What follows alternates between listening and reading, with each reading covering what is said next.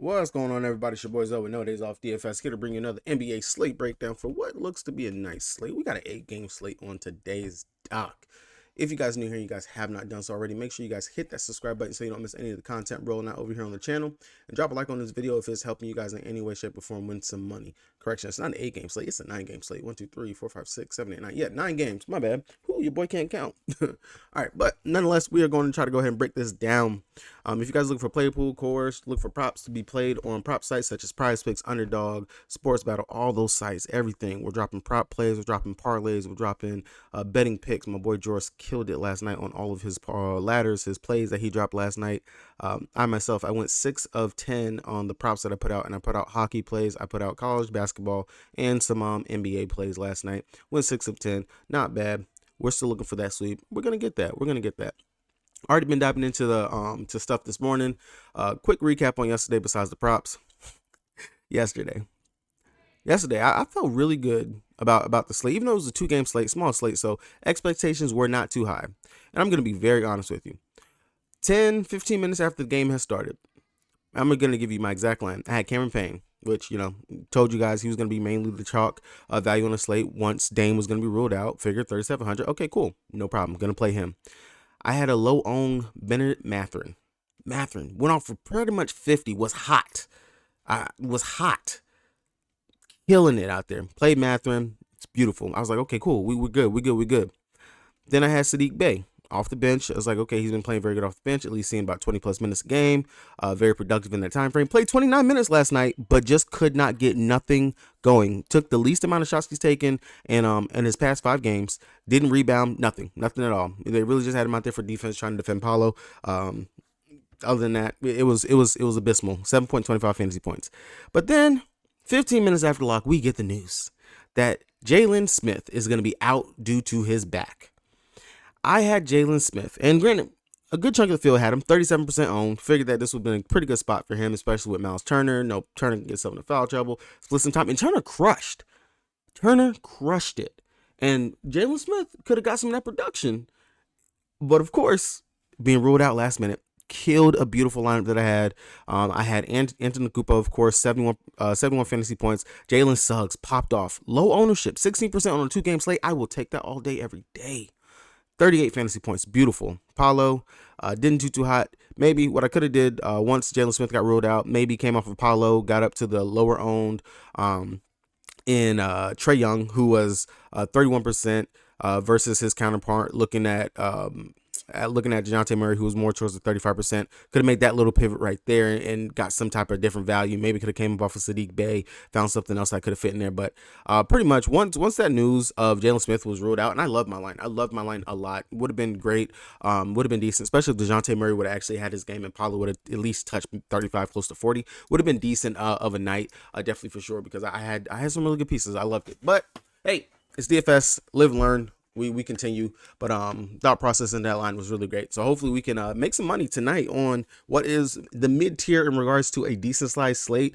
Some pretty decent games, teams in some good spots, some teams we've already seen. Everyone on tonight's slate are rested. No one played last night, so I don't want to hear any injury news about somebody being out or some bull crap. Yeah, I'm pretty sure we're gonna have some of these teams. Looks like tomorrow's schedule. Oh well, I can't see it over here because I canceled my subscription on RotoWire. But all right. So going into the injury report like we always do, going through it, Philly, Batum, game time decision, but should play. For Detroit, they are still shorthanded. They're without Bogdanovich, without Alec Burke, Joe Harris, Jaden Ivey, Isaiah Livers, Morris. All these guys are out. So we already know this is going to be a very tight rotation for Detroit. We've seen it already for the past week or so for them. Over here for the Charlotte Hornets, Gordon Hayward, he's a game time decision, but may play, may not. I want to say, I can't remember his injury right off the top of my head until I go over DraftKings. Matter of fact, let's go ahead, let's look. Hayward, where you at? Hayward. I hope it's not like a hamstring, because if it is, yeah, hamstring strain, I'm not gonna mess with Hayward. Hamstring, after Brogdon just burned me in regards to his hamstring that I didn't know nothing about, I'm not gonna mess with that. So Hayward, game time decision. If you want to play that, yeah, that's all you. But plethora of injuries that Charlotte's dealing with, so they're shorthanded going up against the Washington Wizards, who legit destroyed them. Didn't make any sense. Brooklyn Nets, Cam Johnson is possible to play today. Ben Simmons game time decision for Boston. Nothing new for them. Over here for the Pelicans, Zion, he welcomed the birth of his daughter the other day. Maybe Zion might play, maybe he might not. Not even sure if he's with the team or not, so definitely keep an eye on that. Herb Jones, he missed their last game. Maybe he's in, maybe he's out. Definitely want to pay attention to that. I'm recording this in the morning, so I don't have that afternoon injury report yet to know anything in regards to what's going on, any of that stuff. For Houston, Şengün, he's a game time decision. I want to say he was a game time decision last slate, but still played. For the Timberwolves, they were without Clark, McLaughlin, San Antonio Spurs, no one for them. Utah Jazz, Walker Kessler. He is out for today already, so we got John Collins playing at the center position, going up against Bismack Biyombo, who I think is in a pretty smash spot. Zaire Williams is a game time decision for the Memphis Grizzlies. Conchar, I don't think he's going to play today. And then, of course, all the other injuries that the Memphis Grizzlies are dealing with, nothing new for them. For the Clippers, Mason Plumlee, he's going to be out a couple of months for them, and Boston still is out. And as you can see, that boy Terrence Mann is not on the injury report. That boy Terrence Mann, he's not there. He might actually finally be able to play. For Dallas, Lively, I don't believe that he's going to play. And Kebler, he is doubtful to play. For the Lakers, Anthony Davis, that's the biggest news we want to pay attention to if AD is in or out. Last game, he was out, and literally the Lakers got dismantled, destroyed, and just tail between their legs in that last game. And for the Suns, we already know that Devin Booker is out. Bradley Beal, he played last game. He should play again today unless there's some type of setback with his back. For OKC, we're only got Kendrick Williams on our injury report. And for the Kings, De'Aaron Fox and Trey Lyles are out. All right, going over the DraftKings, the site that I played most on the site, that's been so-so. You know, it's just been okay. We still haven't gotten that big takedown, but when it comes, don't worry. You're going to see it plastered right here where it says premium prop picks and more. Links in the description. I'm going to plaster that sucker right there for you guys to be able to look at it and see it. But until then, we're going to continue to grind it out. So, like I said, as always, drop a like down in the description. And talk to me. Let me know if you guys got any questions or anything like that for you, boy. And with that being said, let's break this down. All right, so we already seen this game literally the other day. This is a back-to-back. They played in Charlotte, now they're playing in Washington. In that game, of course, LaMelo Ball is another great smash spot for him. He dropped 50 fantasy points, 34 points. The only thing that killed me was the fact that he was not able to get the assist because, and if you watch the game, everyone he was passing to either A, got fouled when they were going up for their shots, or B, they just missed easy, complete bunnies that they should have hit. Now, if Gordon Hayward is going to be ruled out for this game or in any way going to be hampered, lingering, or anything like that, I will prefer LaMelo over anything on this team, simply because I'm not going to get 100% Gordon Hayward coming out here. So as we've seen, the minute limit is lifted off of Melo. He's out there. He's playing 30 plus minutes a game now, over 35. I like that. The usage, we already know that this is going to be a fast pace back and forth. And if he's able to knock down the shots like what he was in the last two games actually, then I definitely will have some interest there. Outside of that, Mark Williams, he's going to be the second fiddle, going to be the next man up. Only 18 minutes in the last game, 4 personal fouls, but in those 18 minutes, the man was putting up over a fantasy point per minute. Now, if he can keep himself out of foul trouble and they actually let him run on the court and play, I know that the Wizards, they went small because Gafford got himself into foul trouble, and so we saw a lot of Kuzma playing the center position and Danilo Gallinari out there in those positions, so they went a little small out there. Mark Williams, maybe he can actually take advantage of this matchup this time. Wouldn't mind going right back to Mark. And then Brandon Miller, the rookie, he's getting his burn, he's getting his time. If he can just string it together a little bit more efficiency, get a little bit more involved in the peripherals, things like that, definitely wouldn't mind taking another chance on Brandon Miller. But mainly it's just going to be LaMelo over here for taking anything right there. And then now if Gordon Hayward is ruled out, then I will have to have some consideration into PJ Washington. I know he hasn't had that big game yet for him, but I do know he's going to chuck his shots. He's going to try to choke it from three. If he actually can be efficient like what he was in this game, going up against Houston, 8, 13, 5, and 6 from three, 28.75 fantasy points, and can actually rebound, then definitely that'll be the case. Really good spot for him as well, because we could also see him play some small ball center, especially with them running Kuzma at the center position. Now, over here on the Washington side, I know a lot of people were pretty upset in regards to Poole going out there, and just understand, this man got paid. He got the bag to come over here and do nothing. He was traded over here to do nothing, and that's exactly what he's going to do. He's going to give you a lot of empty stats. We already know Poole, he's not going to go out here and get you all these crazy assist numbers like that. He's going to chuck a bunch of shots. If he's making them, yes, he's going to make them. He's going to look good. But outside of that, Poole he's not Steph Curry. He's not Klay Thompson. What we saw on the Warriors, I do not believe that's what we're going to see over here for the Washington Wizards. He knows what it is. The team knows what it is. They're tanking. They're trying to get a good draft pick in this draft. But To say the less, this is still another good smash spot. And if you want to go back to Poole, I know a lot of people probably gonna not want to mess with that. But the sharp people, they're gonna realize this is still a really good matchup for him. He can still go out here, and if he gets hot, if he actually dials in a little bit, he can definitely break a slate. We know it. We've seen already. He's dropped 38.5 fantasy points in their first home game playing up against Memphis, and then 24.75 in the second home game. Other than that, he's been on the road, so maybe some home cooking, chilling at the house. He can definitely put up some decent numbers. So I wouldn't mind going to Jordan Poole right here at 7-2 versus paying up for Kyle Kuzma, who still is in a really great spot. He's not putting up necessarily the empty stats. He's scoring, he's facilitating, he's rebounding, he's doing it all, and he's definitely just taking a shit ton of threes as well. So I don't mind either one of the main two guys who is the priority of this team, Jordan Poole and Kyle Kuzma. But Kuzma definitely a GPP play and will probably come in at the lower ownership when you're looking at it. Tyus Jones, if you want to mess with him, I don't know why his minutes got clipped in that last game. Really didn't make any sense. 19 minutes, but playing at home, he's looked very well. Playing in their 2 home games, I don't mind coming out here to Tyus Jones if you don't want to mess with Jordan Poole. Definitely feel like there's some value at that 5-5. And then Daniel Gafford, so don't mind it, but the 13 minutes, the minutes that he's getting clipped and stuff is really got me a little worrisome. I understand he did pick up 4 fouls. But that's been a thing with him throughout his career. He definitely picks up a lot of fouls. Don't mind going back to it, but not a must, if anything. And if you want to take a chance on anybody, cool Abali. If the game gets blown out or the game is just something that they feel like they can put him into, they're going to toss him out there as well. Going here to Philly taking on Detroit. You already know what it is. Joel Embiid, Joel Terrell, 11-2. Pretty much, I want to say, is he our highest price stud on the slate? Nope. We got Luka at 11-7, and then we got SGA sitting at 10-5, and then KD at 10-2, and Tatum at 10-1, and LaMelo at 10. So, Embiid, our second highest stud on the slate. Definitely do not mind going to him. He's performed very well over his last couple games.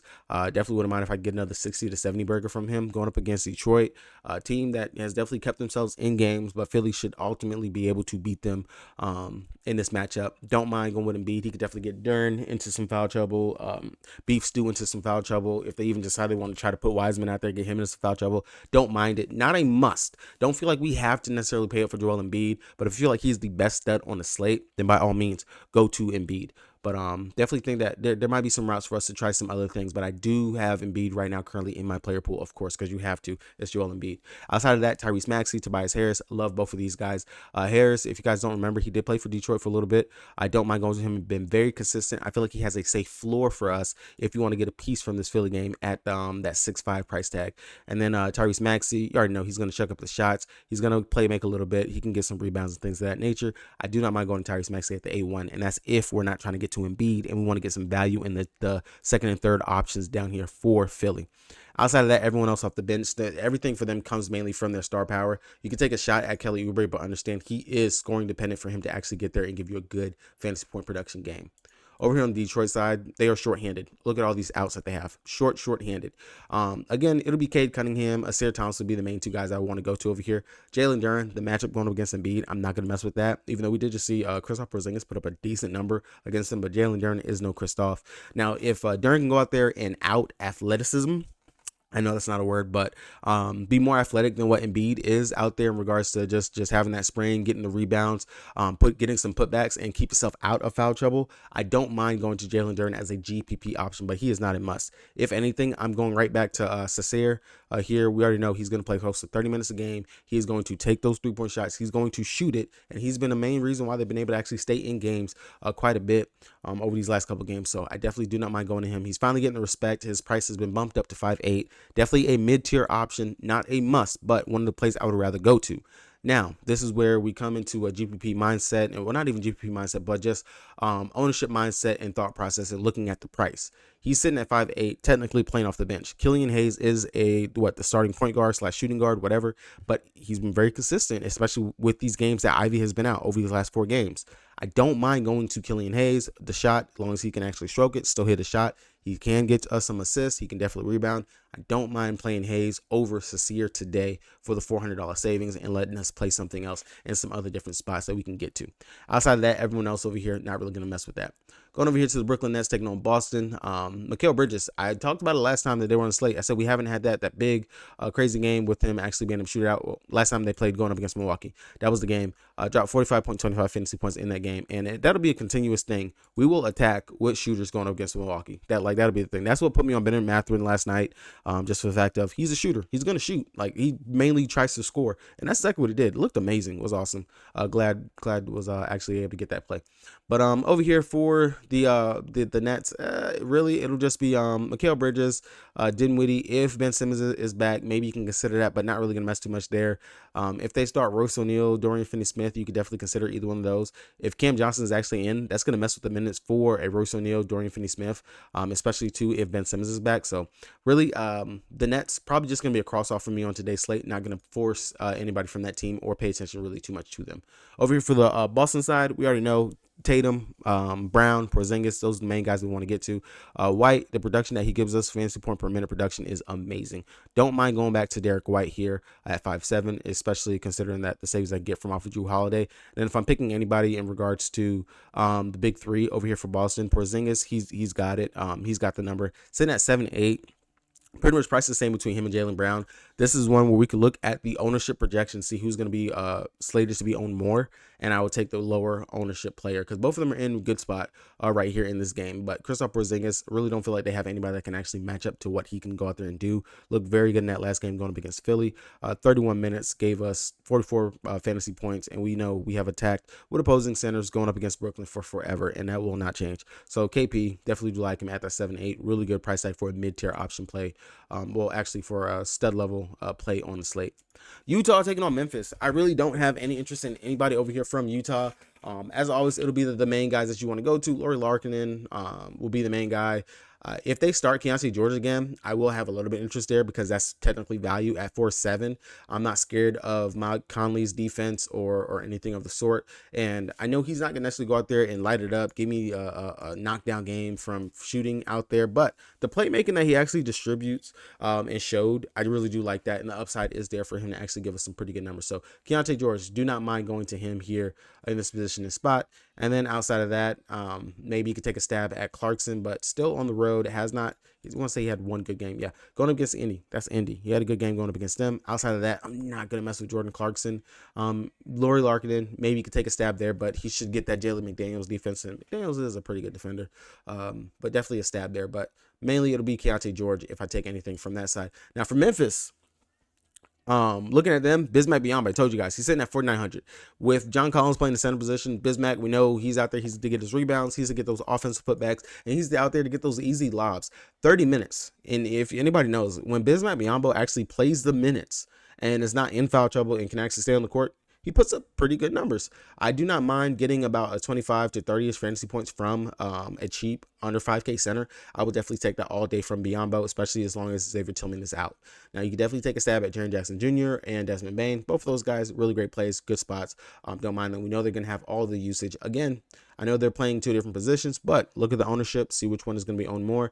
I will take the lower ownership player right there in that position. If Zaire Williams is going to be out, definitely will give a boost and more shots for these guys. Same thing for Marcus Smart. And maybe you will see some more minutes for Luke Kennard, who has played very well off of the bench for them, has eclipsed 20 plus minutes and giving us over 20 fantasy points in the last 3 games. I do like that as another value play that you can consider and go to on the slate. The Timberwolves taking on San Antonio Spurs. As you guys see, cover photo is Anthony Edwards. That means Anthony Edwards is going to bust today. He's not going to have a good game. I'm joking. Anthony Edwards has looked very good over his last 3 games. 50 plus fantasy points in all 3 and gets a matchup going up against the rebuilding San Antonio Spurs, who are playing pretty fast to date. Definitely feel like this could be a spot where we could see Ant-Man go out here and just lay the hammer down. And you know Ant is going to try to get that poster on Victor Wembanyama, and I would definitely be tuned in for that. I definitely would like to see that.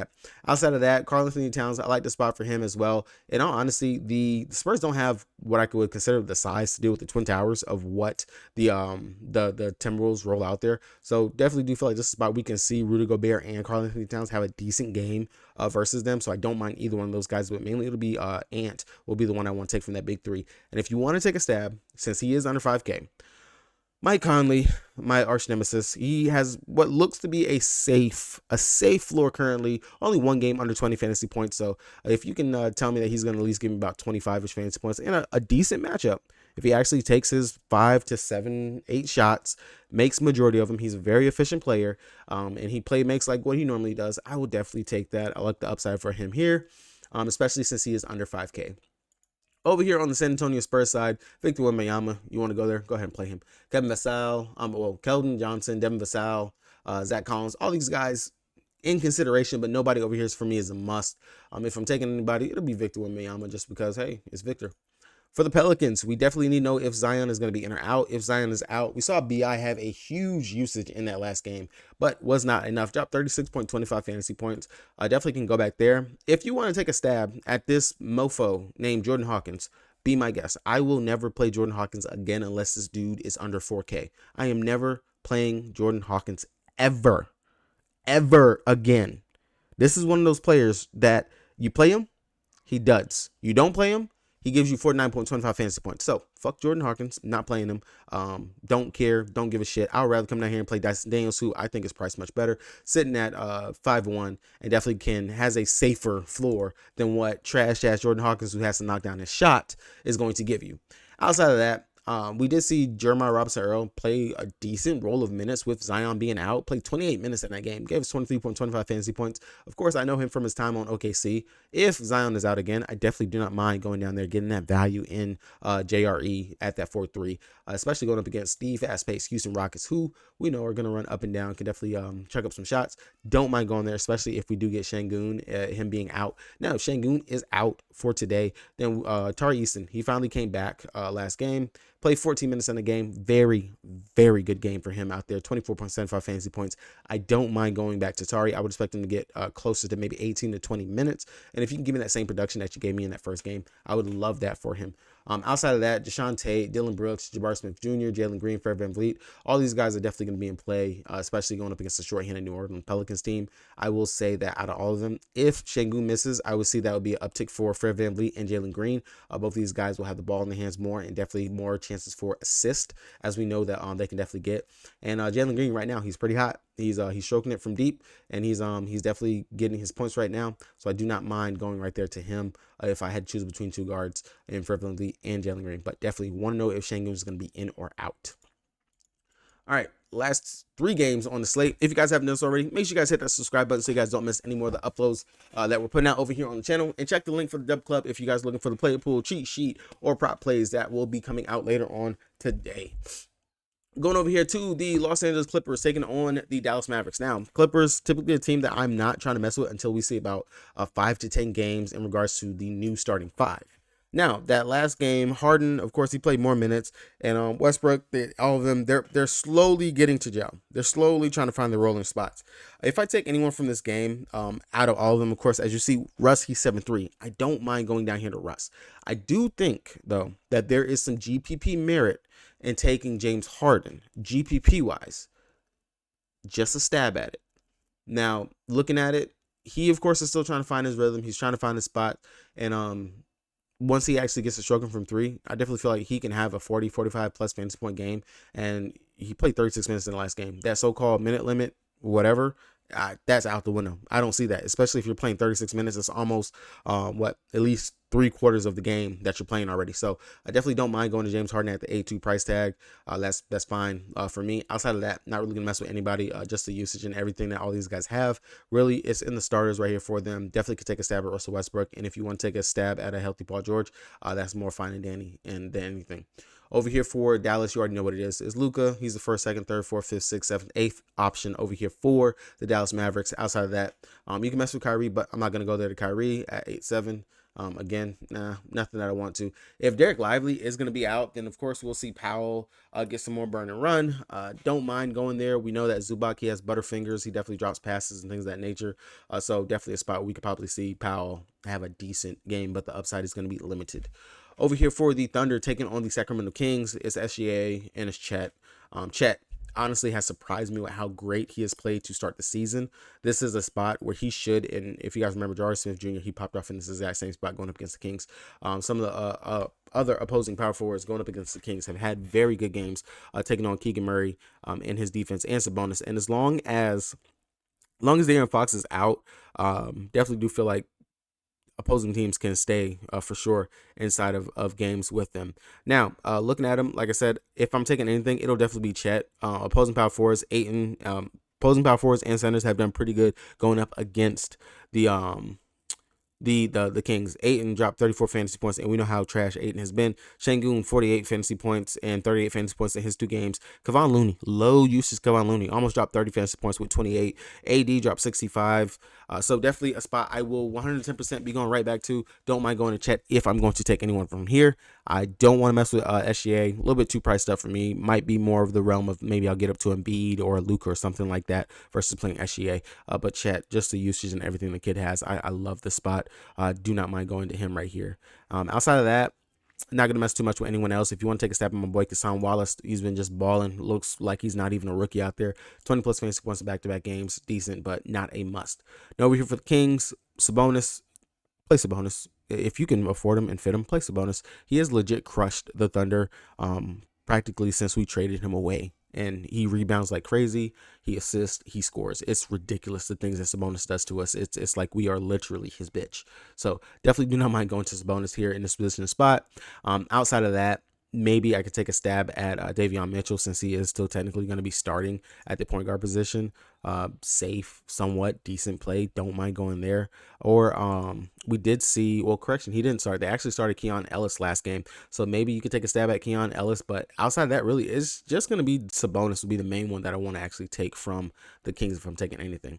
For Los Angeles Lakers, if AD is out, do not mess with Christian Wood. He is trash. Do not fall for that trap. Please do not fall for that trap. Go down, play Rui. He's going to get the burn. He's going to get the minutes. Even if the game blows out, Rui's going to go out there and he's going to go and just do Rui things. He's going to score, and it's going to be preseason Rui, like what we were attacking in the preseason. Outside of that, maybe you could take a stab at Austin Reeves, who usage should be there, but he legit was just cold in that last game. Didn't do shit out there. 17.25 fantasy points. Figured he was back on track, but that was not the case. And the Suns, they're running up and down the court. Definitely will be a fast-paced game. I definitely don't mind going to Rui or Austin Reeves. I understand LeBron James, why not go to him? But LeBron, in all honesty, in games without Anthony Davis, has not been the greatest benefactor of AD not being out there on the court. On top of that, the Suns actually kind of had LeBron's number in those first 2 games and kept him in check pretty decently. So I'm not going to go there. Not going to mess with that. Over here for the Suns, really, I just have interest in base Diaw if he's going to actually get the start again. Don't mind going out here to him for value. Outside of that, maybe you could take a stab at Grayson Allen, Eric Gordon. If AD is out, definitely can look to taking a chance on Nurk, who can go out here and definitely drop the hammer on a Christian Wood and destroy him offensively, as long as he keeps himself out of foul trouble and can play at least 30 plus minutes. I would love that. So definitely will be some news that we want to pay attention to in that late game. All right, guys, that's going to be a breakdown. Hopefully you guys got a little bit something from this. Talk to me down in the comment section. Let me know who is the stud that you feel like you have to pay for on today's slate that is definitely going to make or break your lines. With that being said, it's your boy Zoe. Peace.